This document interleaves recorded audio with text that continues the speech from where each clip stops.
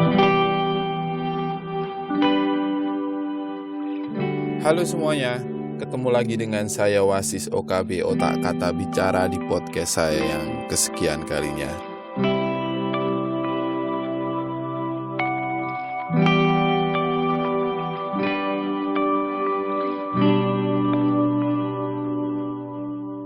Hari ini adalah minggu ke berapa ini ya? Minggu ketiga kalau nggak salah ya. Minggu ketiga di bulan Juli.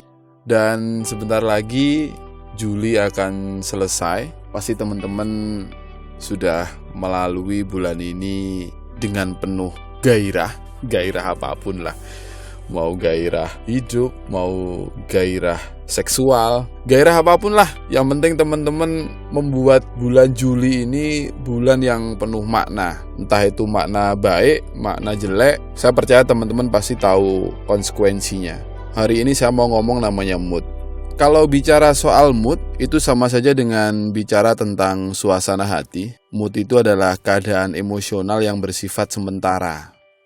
Seseorang yang memiliki mood yang selalu berubah-ubah dalam waktu singkat itu bisa disebut namanya moody. Ini fakta lain tentang mood. Jadi untuk menjaga mood agar tetap baik itu banyak teorinya. Kalau teman-teman mau cari tahu, di Google cukup banyak bagaimana menjaga mood yang baik. Mood itu memang ternyata itu menular gitu ya. Ketika kita ketemu seseorang dengan mood yang lagi jelek, kita merasakan dan bahkan kita berubah menjadi mood yang jelek, berubah menjadi bad mood.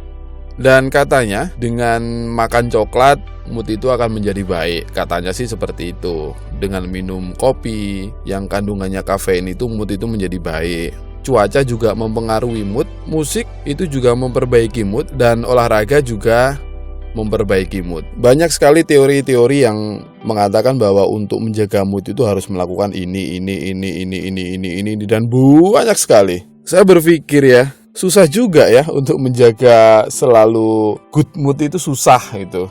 Kita harus melakukan protokoler gitu kan. Kalau saya pribadi itu adalah untuk menjaga mood dengan tidak menjaganya. Dengan tidak fokus sama mood itu. Karena menurut saya tidak penting ya. Memang kalau mood saya lagi baik, itu akan merubah segalanya. Atau pas mood saya lagi jelek, itu akan menghancurkan semuanya. Kan enggak juga. Jadi sekali lagi menurut saya adalah untuk menjaga mood itu dengan tidak menjaganya. Dengan tidak fokus sama mood itu.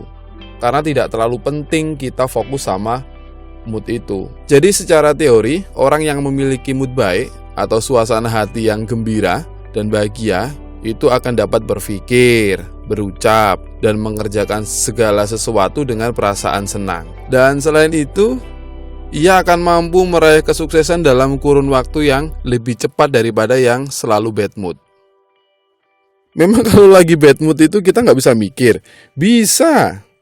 Yang menjadi pertanyaan adalah ketika mood kita baik, kita mau melakukan apa? Dan begitu juga sebaliknya kalau mood kita lagi jelek, kita mau melakukan apa?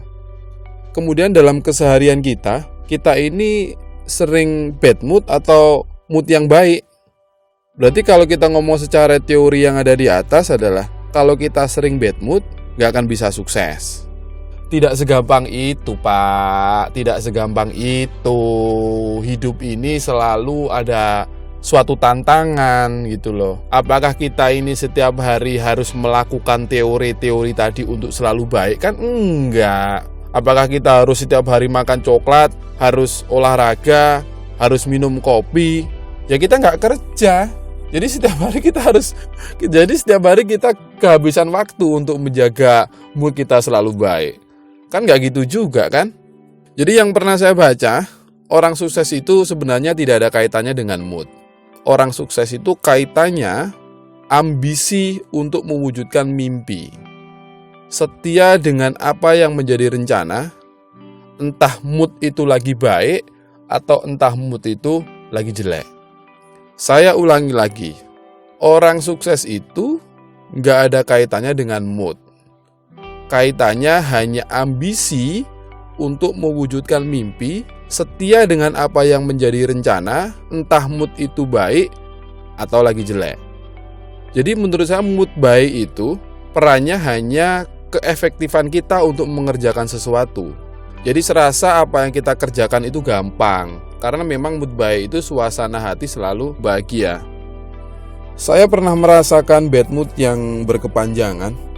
Saking panjangnya bad mood itu saya stres sendiri gitu ya. Kemudian ketika saya stres itu berpikir, jangan salah ya, orang stres itu pasti mikir. Yang membuat dirinya stres itu dia paham gitu loh. Yang membuat dirinya itu tidak bad mood juga paham. Kemudian waktu itu saya berpikir, kenapa ya saya harus fokus sama yang namanya mood itu tadi?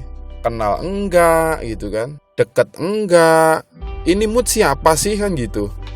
Jadi saya berpikir waktu itu, apa sih yang saya butuhkan hari ini? Waktu itu saya berpikir yang saya butuhkan hari itu adalah uang.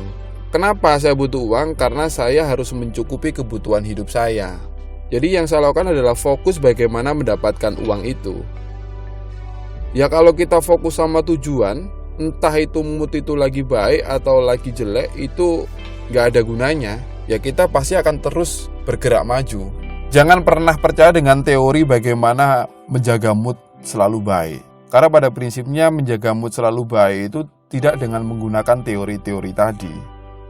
Menjaga mood yang baik itu adalah dengan kita fokus sama tujuan apa yang sudah kita rencanakan. Kalau hari ini saya keluar mencari uang, ya sudah, saya harus keluar mencari uang. Bagaimana saya mencari uang? Saya harus kerja. Kalau saya ikut orang, ya berarti saya harus mengikuti aturan yang sudah dibuat perusahaan itu. Kan tidak mungkin juga ketika mood saya jelek kemudian saya tidak masuk kerja. Ya kalau caranya gitu ya lama-lama saya nanti akan dipecat. Kalau saya mencari uangnya dengan melakukan bisnis, ya masa sih dengan mood jelek tidak buka toko contohnya. Kan ya pasti tetap buka gitu loh. Jadi teori-teori tadi menurut saya adalah sifatnya itu temporary. Jadi saran saya adalah jangan pernah fokus dengan teori bagaimana menjaga mood. Ya sudahlah, apa yang ada di depan teman-teman, lakukan saja. Apa yang menjadi tujuan teman-teman, lakukan saja. Entah itu mood lagi jelek atau entah itu mood lagi baik. Sekian dari saya, terima kasih.